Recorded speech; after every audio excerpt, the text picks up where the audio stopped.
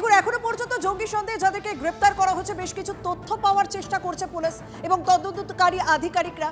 সব থেকে বড় প্রশ্ন, ভাট্টি গ্যাংয়ের সঙ্গে যে তাদের যোগাযোগ ছিল, এই ভাট্টি গ্যাংয়ের সঙ্গে তারা যোগাযোগটা করতো কিভাবে? একাধিক এনক্রিপ্টেড অ্যাপ ব্যবহার করত হামিম অর্পিতা। ভাট্টি গ্যাংয়ের সঙ্গে যোগাযোগ হতো এলিমেন্ট এক্স, সেশনের মতন একাধিক এনক্রিপ্টেড অ্যাপের মাধ্যমে। বিস্তারিত জানাবেন আমাদের প্রতিনিধি সুশোভন সঙ্গে রয়েছেন। সুশোভন, এই যে টার্মগুলো আমি বললাম, element X, session, Discord, bit chat, এগুলো বেসিক্যালি মানে এই এনক্রিপ্টেড অ্যাপগুলো তারা ব্যবহার করতো কিভাবে, এবং এইটা যে ব্যবহার করেছে তাদের মধ্যে কি কথা হয়েছে, কোন কোন অ্যাসাইনমেন্ট দেওয়া হয়েছে, সেটাকে এই মুহূর্তে তদন্তকারী আধিকারিকরা যারা রয়েছে তাদের পক্ষে ট্রেস করা সম্ভব? দেখো, নিঃসন্দেহে সম্ভব। তার কারণ যে কোনো ইলেকট্রনিক ডিভাইস যদি সেগুলো সেই তথ্য উড়িয়ে দেওয়া হয়, ফরেন্সিকের মাধ্যমে সেগুলো পুনরুদ্ধার করে আগে অতীত বহু ঘটনায় এর প্রমাণ রয়েছে। আর এছাড়াও এই যে তথ্যগুলো যেগুলো কিভাবে কথা হতো বা কি কথা হতো, এই অ্যাপ্লিকেশানগুলো কিন্তু একেবারে সিকিওর, এবং এখানে কিন্তু কোনোভাবেই, অর্থাৎ ম্যান টু ম্যান এগুলো কিন্তু পুরোপুরি বলা যায় যে লক করা থাকে এবং এগুলো খোলা যায় না। এগুলোর নির্দিষ্ট কোড আছে, সেই কোড দিয়েই খোলা হয় এবং তারপর কিন্তু কথোপকথন হয়। আর শুধুমাত্র অ্যাপ্লিকেশান খুললেই যে কি কথা হয়েছে তা জানা যাবে এমনটা নয়। তার কারণ এই যে সংগঠনগুলো বা এই জঙ্গি সংগঠনগুলো তারা যখন কথা বলে, তারা কিন্তু বিভিন্ন কোড ল্যাঙ্গুয়েজ ইউজ করে। গোয়েন্দাদের কিন্তু এখন এই কোড ল্যাঙ্গুয়েজ ভাঙাটাই এখন সবথেকে বড় বিষয়। এবং যে অ্যাপ্লিকেশানগুলোর কথা তুমি বললে, একেবারে সেই অ্যাপ্লিকেশানগুলো কিন্তু তারা ক্র্যাক করার চেষ্টা করছে, ক্র্যাক করে সেখান থেকে কথা বার করার চেষ্টা করছে। এবং এর মধ্যেও জানতে চাইবো, তুমি যে একটা পয়েন্ট বলে যে কোড ডিকোড করা এই মুহূর্তে চ্যালেঞ্জে, সেক্ষেত্রে যাদেরকে গ্রেপ্তার করা হয়েছে এই হামিম এবং অর্পিতা, সূত্র মারফত কি খবর পাচ্ছ? মানে তারা এই জিজ্ঞাসাবাদে, তারা এই তদন্তে কতটা সহযোগিতা করছে?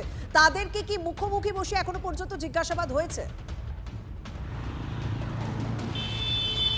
দেখো, মুখোমুখি বসিয়ে জিজ্ঞাসাবাদ খুব দ্রুত হবে। তার কারণ তাদের কথায় একাধিক অসঙ্গতি রয়েছে, তদন্তের সহযোগিতা এখনও পর্যন্ত আশানুরূপ নয় গোয়েন্দাদের কাছে।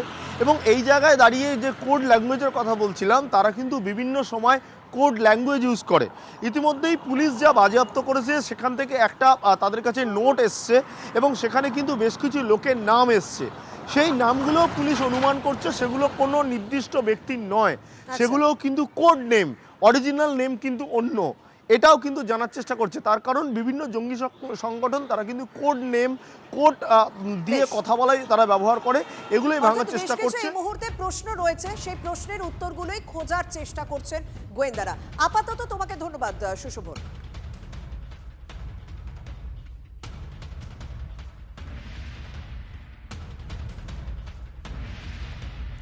এই মুহূর্তে যে তথ্যের দিকে আমরা নজর রেখেছি, ধৃত জঙ্গিদের জেরায় একের পর এক চাঞ্চল্যকর তথ্য উঠে আসছে।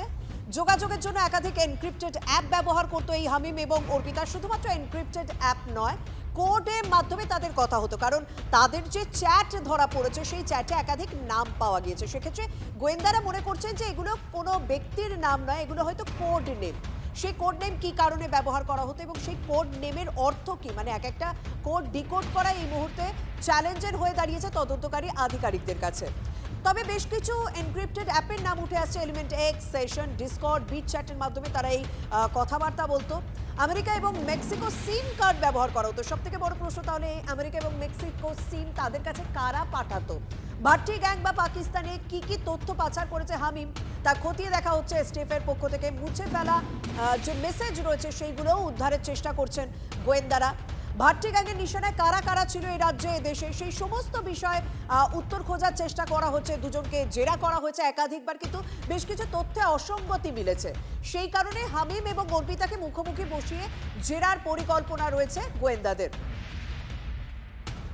আমাদের সঙ্গে রয়েছেন strategic expert Subhasis Bandyopadhyay. Mister Bandyopadhyay, আপনার কাছে জানতে চাইবো, সত্যি একটা বড় সাফল্য যে এই জঙ্গি সন্দেহে খুব তাড়াতাড়ি ট্রেস করে গ্রেপ্তার করা গেল, কিন্তু একটা তো বিষয় ভীষণ চ্যালেঞ্জের, যে তাদের মধ্যে কথাটা কি হতো, তাদের মধ্যে ভাট্টি গ্যাংয়ের ঠিক কোন কোন অ্যাসাইনমেন্ট তাদের কাছে দেওয়া হয়েছিল, কারা কারা এই মুহূর্তে টার্গেটে রয়েছে, এইটা তো, এই তথ্যগুলো পাওয়া ভীষণ চ্যালেঞ্জ। আপনার কি মনে হয় গোয়েন্দারা ঠিক কোন পথে বিষয়টাকে মানে ডিসক্লোজ করতে পারে, তারা উদ্ধার করতে পারে, এই সংক্রান্ত আপনার কি মতামত? দেখুন, ডেটা ট্রান্সফারের বেসিক কনসেপ্ট হচ্ছে এনক্রিপশনের উপরে দাঁড়িয়ে আছে। কোন ডেটাটা কতটা এনক্রিপ্টেড, কোন অ্যাপটা কোন ডেটা ট্রান্সফারের এনক্রিপশনটাকে যতটা ব্যবহার করতে অ্যালাউ করে ইউজারকে।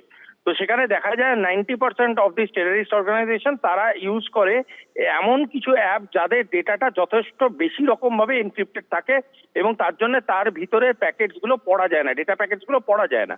দ্বিতীয় আর একটা পদ্ধতি আছে যেটার জন্য এই বারবার এই হানি ট্র্যাপ এবং বিভিন্ন ডেটিং অ্যাপের কথা আসছে। ডেটিং অ্যাপের থ্রু দিয়ে এরা বিভিন্ন কোডে ডিসকাশন করে, অর্থাৎ আপনি যদি চ্যাটটা এমনি উপর থেকে পড়েন আপনার মনে হবে এটা একটা প্রেমালাপ বা আরো অন্য কিছু অন্যরকম, বাট যদি এটা ডিটেলে আমরা ঢুকি তাহলে দেখবো বিভিন্ন কথার মধ্যে দিয়ে বিভিন্ন কোড পাস হচ্ছে।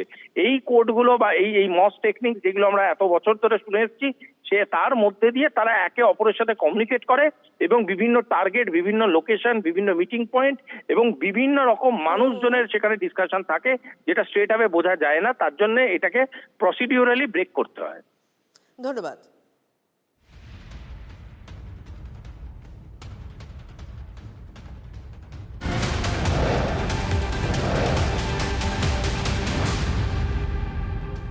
যন্তর মন্তরে ধর্ণা প্রত্যাহার হয়ে যাওয়ায় বিপাকে পড়ে যায় হামিম। সিজিএ বিক্ষোভে হামলার ছক কষেছিল হামিম। পুলিশের উর্দি জোগাড় করে প্ল্যান ছিল দিল্লি যাওয়ার, কিন্তু হঠাৎই ধর্ণা প্রত্যাহার করায় পরিকল্পনা ভেস্তে যায় জঈশ জঙ্গি। হামিমকে সক্রিয়তা কমানোর নির্দেশ দেয় পাক হ্যান্ডলাররা, খবর সূত্রে।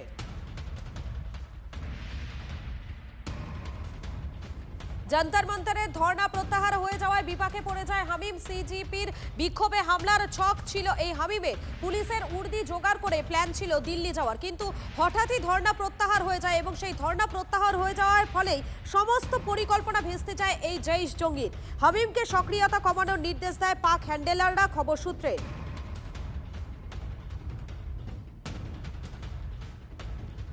দেখুন, যন্তর মন্তরে যে ধর্ণা, সেই ধর্ণা প্রত্যাহার হয়ে যাওয়ার ফলে কিন্তু বেশ বিপাকে পড়ে যায় হামিম। সিজেপির বিক্ষোভে হামলার একটা ছক কষেছিল সে, কিন্তু পুলিশের উর্দি জোগাড় করে দিল্লি যাওয়ার একটা পরিকল্পনা, একটা প্ল্যান করেছিল এই হামিম। হঠাৎই ধর্ণা প্রত্যাহার হয়ে যায়, আর এই ধর্ণা প্রত্যাহার হয়ে যাওয়ার ফলেই কিন্তু ভেস্তে যায় এই জঈশ জঙ্গির প্ল্যান। একবার ভাবুন, তিনি সরাসরি দিল্লিতে সেখানে পৌঁছে যাওয়ার একটা চেষ্টা চালিয়েছিলেন এবং পুলিশের উর্দি জোগাড় করেই সেখানে সেই ধর্ণাতে পৌঁছে যাওয়ার, সেখানে পৌঁছে একটা হয়তো নাশকতার কোনো ছক কষছিল এই ধৃত জঈশ জঙ্গি, কিন্তু কোন রকম ভাবে সেই প্ল্যান তাদের কিন্তু সাকসেস হয়নি। যেহেতু যন্তর মন্তরে যে ধর্ণা, সেই ধর্ণা প্রত্যাহার হয়ে যাওয়ার ফলে বিপাকে পড়ে যায় হামিম। সিজেপির বিক্ষোভে হামলার ছক কষেছিল হামিম এবং তার জন্য পুরোপুরি ভাবে তারা কিন্তু একেবারে তৈরি ছিল, পুলিশের উর্দি জোগাড় করে ফেলেছিল।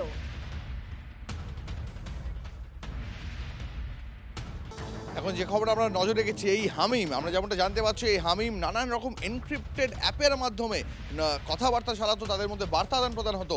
এসটিএফ এর জেরা এই হামিম স্বীকার করেছে, যে খবরে এই মুহূর্তে আমরা নজর রাখছি।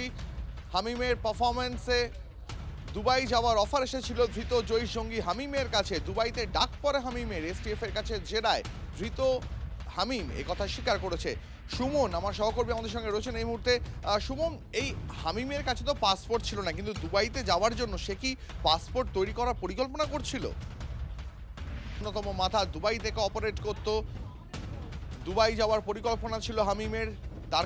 তাদের কাছ থেকে, ভাট্টি গ্যাংয়ের মাথাদের কাছ থেকে কি হামিমের কাছে ডাক এসেছিল? হামিমের কাছ থেকে কোনো পাসপোর্ট পাওয়া যায়নি, খবর এসটিএফ সূত্রে। যখন আমরা কাস্টাডিতে নিলাম তখন ইন্ট্রোগেশন করে কয়েকটা জিনিস খুব সিরিয়াস জানতে পারলাম, যাদের সঙ্গে হামিমের খুব ক্লোজ ইন্টারাকশন চলছে। সেই হ্যান্ডেলের নাম আছে রানা, একটা ছিল উজায়ের, একটা ছিল আবিজট 333। আমার 2-3 মাস আগে ইন্টারাকশন স্টার্ট হয়ে ইনস্টাগ্রামে ফলো করতে আরম্ভ করে, তারপরে ওর কমিউনিকেশন প্যাটার্ন ডেভেলপ করতে করতে হোয়াটসঅ্যাপ, কিছুটা ইনক্রিপ্টেড চ্যাট পোর্টালস আরও আছে, যেমন টেলিগ্রাম আছে, ইভেন সেশন, और আমরা দেখলাম এলিমেন্ট এক্স, এইরকম অনেকটা ইনক্রিপ্টেড চ্যাট পোর্টালস উপরে এদের নিজেদের মধ্যে কমিউনিকেশন স্টার্ট হয়। কমিউনিকেশন ডিটেলস মধ্যে যখন আমরা গেলাম তো আমরা দেখলাম কি এই হ্যান্ডেলস পাকিস্তান থেকে অপারেট হচ্ছে, और শেহজাদ ভট্টি গ্যাং যে আছে তাদের সঙ্গে, শেহজাদ ভট্টি গ্যাং যে পাকিস্তান থেকে অপারেট হয় তাদের সঙ্গে যুক্ত আছে। এই হ্যান্ডেলসগুলো খুবই র্যাডিক্যাল প্রপাগান্ডার মধ্যে ইনভলভড আছে, और এরা চেষ্টা করছে কিছু ইউথকে টার্গেট করার থ্রু রেডিক্যাল প্রোপাগেন্ডা, যাতে কিছু সাবভার্সিভ অ্যাক্টিভিটিসকে ওরা কিছু কমপ্লিট করতে পারে, আঞ্জাম দিতে পারে। আপনাদের হামিমের কাছ থেকে কোনো পাসপোর্ট মেলেনি, কিন্তু দুবাইতে যাওয়ার জন্য পাসপোর্টের আবেদনের পরিকল্পনা কি হামিমের ছিল? কথা বলবো সুমন মহাপাত্র সহকর্মী রয়েছেন আমাদের সঙ্গে।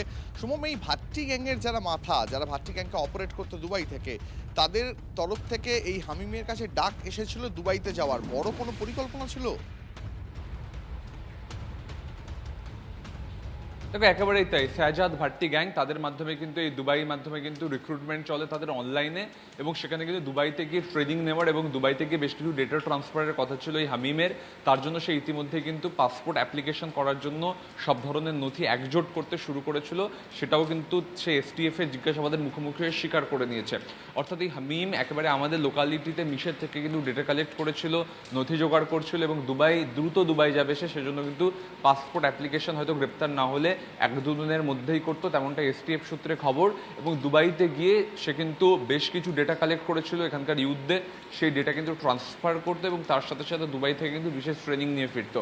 অর্থাৎ স্বাভাবিকভাবেই বলা চলে যেভাবে হামিম এবং এই জৈশ এগোচ্ছিল ভাট্টি গ্যাংয়ের মদতে, সেই জায়গায় কিন্তু বাংলায় রক্তবীজের চারা রোপণ করার একটা মেন্টালিটি নিয়েছিল। আরও যাতে জঙ্গি তৈরি করা যায় বেশি, সেদিকেই কিন্তু তারা মনোনিবেশ করছিল। এসটিএফ কিন্তু তার আগে হামিমকে গ্রেপ্তার করলো। ধন্যবাদ সুমন। দুবাই যাওয়ার অফার এসেছিল ধৃত জৈশ জঙ্গি হামিমের কাছে। দুবাই থেকে যে ভাট্টি গ্যাং অপারেট করে, সেই ভাট্টি গ্যাংয়ের নেক নজরে ছিল এই হামিম। শাহজাদ ভাট্টি গ্যাংয়ের অফার হামিমকে, আর তাই এই হামিমের পারফরমেন্স থেকে খুশি শাহজাদ ভাট্টি গ্যাং, এবং তাই তারা এই হামিমকে দুবাইতে ডেকে পাঠানোর কথাও ভাবছিল। শাহজাদ ভাট্টি গ্যাং অফার দেয় এই হামিমকে। হামিমের কাছে কি তাহলে ডাক এসেছিল? দুবাইতে যাওয়ার ডাক কি হামিম পেয়ে গিয়েছিল? তবে হামিমের কাছ থেকে কোনো পাসপোর্ট মেলেনি। হামিম চেষ্টা করছিল পাসপোর্ট বানানোর।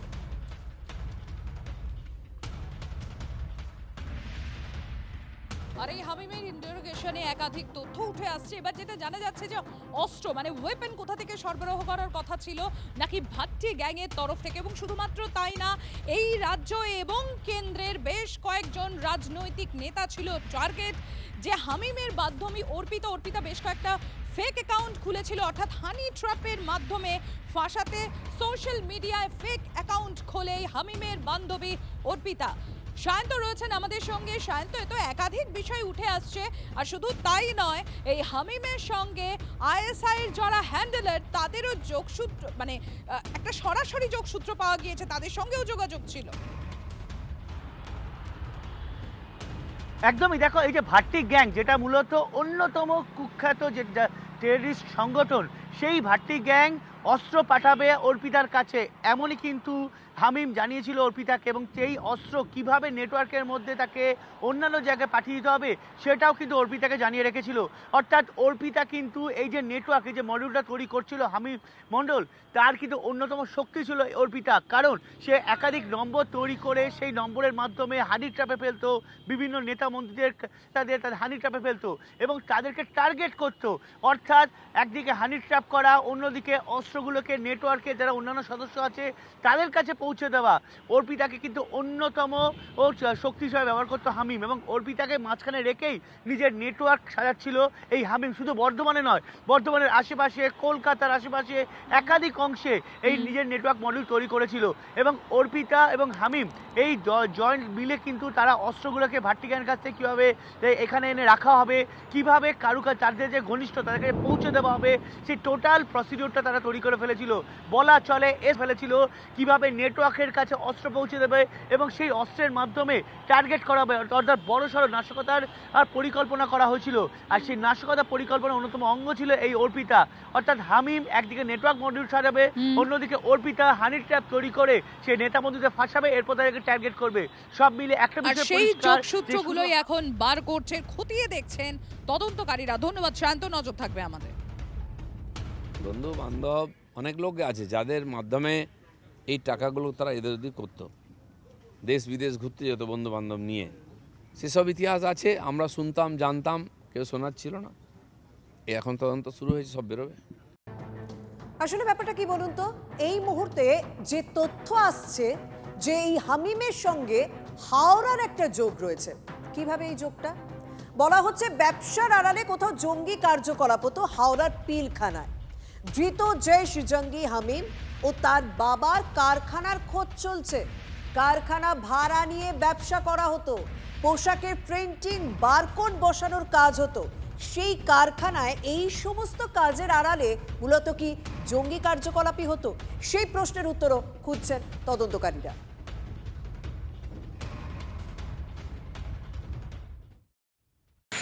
ਜਿਸ ਤਰ੍ਹਾਂ ਤੁਹਾਡੇ ਬੰਗਾਲ ਦੇ ਸੀਐਮ ਦੇ ਪੀਏ ਦੀ ਮੈਂ ਭੈਣ ਨੂੰ ਮੈਂ ਚੋਦਿਆ ਨਾ, ਉਹਨੂੰ ਮੈਂ 7 ਫੈਰ ਮਾਰੇ ਸੀ, ਲੇਕਿਨ ਤੈਨੂੰ ਮੈਂ 24 ਧੱਕਰੇ ਨਹੀਂ, ਮੇਰੀ ਗੱਲ ਜ਼ੇਨ 'ਚ ਰੱਖੀ। হামিম বিভিন্ন সময় বিভিন্ন ব্যক্তিদের উপর নজর রাখত। মুখ্যমন্ত্রী শুভেন্দু অধিকারী তার উপর যেমন নজর রাখত, ঠিক একইভাবে হাওড়ার প্রতিমন্ত্রী উমেশ রায় তারও গতিবিধির উপর নজর রাখত। হঠাৎ করে একদিন ওর অডিও এসছে, সেই অডিওতে বলছে যে আমি ওর পিএকে মেরেছি, এবার সিএমকে মারবো, তোকে মারবো। তা হচ্ছে আবিদ জট, যে ফোন করতো, এদের একটা গ্যাং আছে, এ চন্দ্রনাথ রথকে মেরেছে সে দাবি করছিল, সেটা একেবারে মিথ্যা। চন্দ্রনাথ রথের মামলায় অন্য কেউ গ্রেপ্তার হয়েছে, এর একটা অডিও আছে। ਜਿਸ ਤਰ੍ਹਾਂ ਤੁਹਾਡੇ ਬੰਗਾਲ ਦੇ ਸੀਐਮ ਦੇ ਪੀਏ ਦੀ ਮੈਂ ਭੈਣ ਨੂੰ ਮੈਂ ਚੋਦਿਆ ਨਾ, ਉਹਨੂੰ ਮੈਂ 7 ਫੈਰ ਮਾਰੇ ਸੀ, ਲੇਕਿਨ ਤੈਨੂੰ ਮੈਂ 24 ਧੱਕਰੇ ਨਹੀਂ, ਮੇਰੀ ਗੱਲ ਜ਼ੇਨ 'ਚ ਰੱਖੀ। এ বলছে, এই দেখুন, এ বলছে যে আমি পাঞ্জাবে একটা পুলিশকে মার্ডার করেছিল, এই সব মেসেজ পাঠিয়েছে যে আমি কি কি করেছি। আমার বিষয় হচ্ছে যে আমি প্রথমবার দেখেছি এরকম একটা টেররিস্ট যে নিজের পরিচয় পাঠাচ্ছে যে আমি একে মেরেছি, আমি ওকে মেরেছি। আমি আমার ওর সঙ্গে যখন ফোনে কথা হলো, আমি তোকে বললাম যে ভাই এই সব বললে হবে না, তুমি একটু ট্রায়াল দেখাও, একটু আমার গাড়িতে 1-2টা গুলি মারো, তাহলে আমি বুঝতে পারবো যে তোমার কিছু আছে। যেহেতু সিএমের নাম আসার পর আমি পুলিশকে বিষয়টা ইনফর্ম করি। আমারও এটা সন্দেহ ছিল যে লোকাল কেউ না থাকলে এই ইনফরমেশনগুলো কে দেবে, সে তো সিন্ধি ভাষায় কথা বলতো, কিন্তু যে মেসেজ আমাকে পাঠিয়েছে সে মেসেজ হিন্দিতে ছিল। তার মানে হলো যে এখান থেকে কেউ আছে, সে পুলিশ তার উপরে নজর রেখেছিল, আর এসটিএফ একে ধরেছে, এটা হ্যান্ডলার একে ধরেছে, সে আমার বাড়ি থেকে 500 মিটার দূরে থাকতো। আপনি আন্দাজা করুন যে আপনাদের বা আমাদের বাড়ির পাশে কি ধরনের লোক থাকে যারা টাকার বিনিময়ে দেশ বিক্রি করে দেবে। পুলিশ বলেছিল যে আপনার ছেলেকে কিডন্যাপ করার জন্য একটা অ্যাসাইনমেন্ট হয়েছে, আর ওকে কোনো মহিলার মাধ্যমে করবে, এটা জানা ছিল, কিন্তু আমার ছেলে তখন থেকেই ইনস্টাগ্রাম, ফেসবুক ইউজ করা বন্ধ করে দিয়েছিল। এই ধরনের কিছু হয়নি, কিন্তু এদের প্ল্যান ছিল। আমরা আসলে পুর প্রতিমন্ত্রী উমেশ রায়ের বক্তব্য আপনাদেরকে শোনাচ্ছিলাম, হানি ট্র্যাপের মাধ্যমে কি করে পুর প্রতিমন্ত্রী উমেশ রায়ের ছেলেকেও ফাঁসানোর চেষ্টা করা হয়েছিল। পাঞ্জাব থেকে আবিদ জাট নামে একজন খুনেরও হুমকি দেয়, দাবি পুর প্রতিমন্ত্রী উমেশ রায়ের। শুভেন্দু অধিকারীর পিএ চন্দ্রনাথ রথকেও খুন করেছে বলে দাবি করে আবিদ। পাঞ্জাবে মন্ত্রীর সম্পর্কে তথ্য পাচার করত এই হামিম, দাবি করছে উমেশ। আর এই হামিমের সঙ্গেই হাওড়ার যোগ, যে কারখানায় সে আর তার বাবা কাজ করতো, বলা হচ্ছে কারখানায় যে সমস্ত কাজ হতো, প্রিন্টিং এর কাজ, সেই সমস্ত কাজের পেছনে আদতে জঙ্গিমূলক কাজকর্ম হতো বলে একটা সন্দেহ রয়েছে। হাওড়ার পিলখানা রোডের আলম মিস্ত্রি লেন, সেখানে আমরা এখন দাঁড়িয়ে রয়েছি। এই যে বাড়িটা তুমি দেখতে পাচ্ছ, এটা আসলে একটি কারখানা যেখানে মূলত প্রিন্টিং কারখানা চলতো। প্রিন্টিং মানে স্টিকার প্রিন্টিং হতো। এবং যদি আমরা দেখি যে এখানে কিন্তু অনেকেই এই হামিমকে কিন্তু বারবার দেখেছেন এবং তারা কিন্তু চিনতে পারছেন। বাবা ছেলে দুজনেই মিলেই কিন্তু এই কারখানায় কাজ করতে, কোনো স্টাফ ছিল না। তুমি দেখতে পাবে প্রিন্টিংয়ের যে সামগ্রীগুলো সেগুলো রয়েছে, এবং খুব অস্বাভাবিকভাবে 5 দিন ধরে এই কারখানা বন্ধ বলে অনেকে জানাচ্ছেন। তবে ফ্যান, লাইট এগুলো সব অন করা, কিচ্ছু আপনি, এবং দেখে মনে হচ্ছে যে এই বাড়িতে কিন্তু, এই কারখানায় কিন্তু রীতিমতো যাতায়াত রয়েছে। এবং এই কারখানায় যা যা সামগ্রী আমি দেখতে পাচ্ছি, তুমিও দেখতে পাচ্ছ, যে নিঃসন্দেহে কিন্তু এখানে এক রাত কাটিয়ে দেওয়া যায়, থাকা যায়, সেই ধরনের সব সামগ্রী রয়েছে। এবং একটি বেড়াল রয়েছে, সেই বেড়ালের কিন্তু তার খাবার, তার যে থাকার জায়গা সেগুলো রয়েছে। অর্থাৎ এখানে কিন্তু রীতিমতন কেউ থাকতেন, যদিও স্টাফ কাউকেই দেখেননি এখানকার বাসিন্দারা। তবে এই আলম মিস্ত্রি লেনে তুমি দেখতে পাচ্ছ, এটাই হচ্ছে ধৃত জৈশ জঙ্গি হামিম, তার কিন্তু কারখানা, এবং বলা চলে যে সে এখানে দীর্ঘ সময় কাটাতো। আমি দ্রুত একটু বাইরেরটা তোমাকে দেখাবো, কোন জায়গায় এই কারখানা। এই হচ্ছে আলম মিস্ত্রি লেন, খুবই কনজাস্টেড একটা জায়গা, দেখলেই তুমি বুঝতে পারবে। এবং এখানেই কিন্তু এই ধৃত জাইস জঙ্গি হামিম সে কিন্তু এই কারখানায় কাজ করত এবং এলাকাবাসীরা বলছেন তারা কিন্তু এই হামিমকে এর আগেও দেখেছেন। इसको देखे हैं यहाँ पर? कभी कभार आता था, बहुत पुराना। बहुत पुराना। और ये कारखाना उसका पापा का था? उनको देखे हैं ना? हाँ, इनको कभी कभी देखा है? बहुत, मैं 3-4 महीना पहले। 3-4 महीना पहले देखा है। এরকমই কিন্তু অনেকে দেখেছেন। আরেকজন, इनको देखा है यहाँ पर? आता था? आता था कभी कभार। कारखाना में काम करता था? तो बंगले में है उसका কারখানা। গেস্ট হাউস রয়েছে এবং সেই গেস্ট হাউসের নিচেই কিন্তু এই কারখানা। এবং তারা বলছেন যেটা যে 4-5 দিন আগে পর্যন্ত তার বাবাকে কিন্তু এখানে দেখা গিয়েছে, কিন্তু তাকে অর্থাৎ হামিমকে কিন্তু দীর্ঘদিন ধরে দেখা যায়নি। এবং এখানে খুব কনজাস্টেড একটা জায়গা, সেখানেই কিন্তু এই কারখানা ছিল। আরেকজন রয়েছেন, তার সাথে একবার কথা বলবো।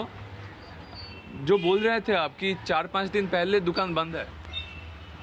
4-5 दिन से नहीं, उसके अब्बा को हम एक हफ्ता से ज्यादा हो गया होगा, एक हफ्ते के अंदर। और इसको इसको तो देखिए हो गया 15 दिन हो गया। 15 दिन, कम से कम 15 दिन আগেও কিন্তু এই হামিমকে এখানে দেখা গিয়েছিল, তেমনটাই কিন্তু তারা বলছেন।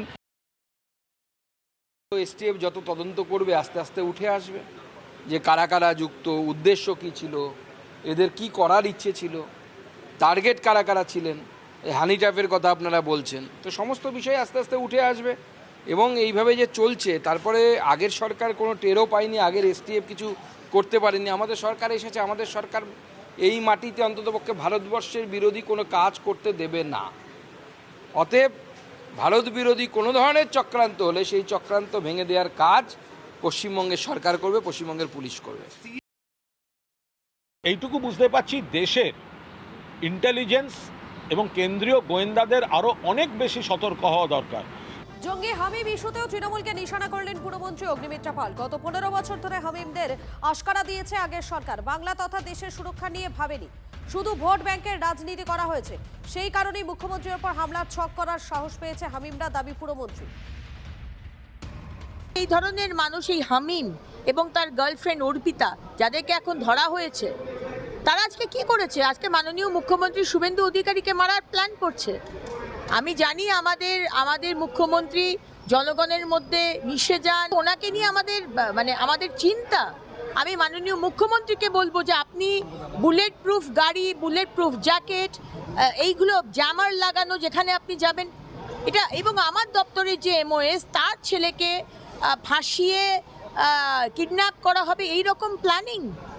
তো এগুলো আশকারাটা পায় কোথা থেকে? আশকারা পেয়েছে 15 বছর ধরে আগের সরকার আশকারা দিয়েছে। বাংলার 11 কোটি মানুষের সুরক্ষা তারা চিন্তা করেনি, ভারতবর্ষের 140 কোটি মানুষের সুরক্ষা চিন্তা করা হয়নি, তারা শুধু ভোট ব্যাংকের পলিটিক্স করে গেছে। আমরা মুখ্যমন্ত্রীর জন্য যদি উদ্বিগ্ন হই, তাহলে আমরা পহেলগাঁওয়ের পর্যটকদের জন্য উদ্বিগ্ন, আমরা আমাদের ঘরের ছেলে যারা পুলিশ বা জওয়ান হিসেবে কাজ করছে তাদের জন্য উদ্বিগ্ন, সাধারণ মানুষ তাদের জন্য আমরা উদ্বিগ্ন। ফলে জঙ্গি দমনটা শুধুমাত্র একটা খবর যে ভিভিআইপিদের টার্গেট করেছে না। যখন পহেলগাঁওতে ডেড বডিগুলো পড়েছিল তখন আপনার খারাপ লাগেনি? তাদের আত্মীয় স্বজন নেই, তাদের প্রাণটা প্রাণ নয়। ফলে জঙ্গি সমস্যাটা শুধু ভিভিআইপি অ্যাঙ্গেল থেকে দেখা এবং জঙ্গিদের গুরুত্ব বোঝাতে কত বড় বড় ভিভিআইপিরা টার্গেট ছিল সেই তালিকা দেওয়াটা কোনো কাজের কথা নয়।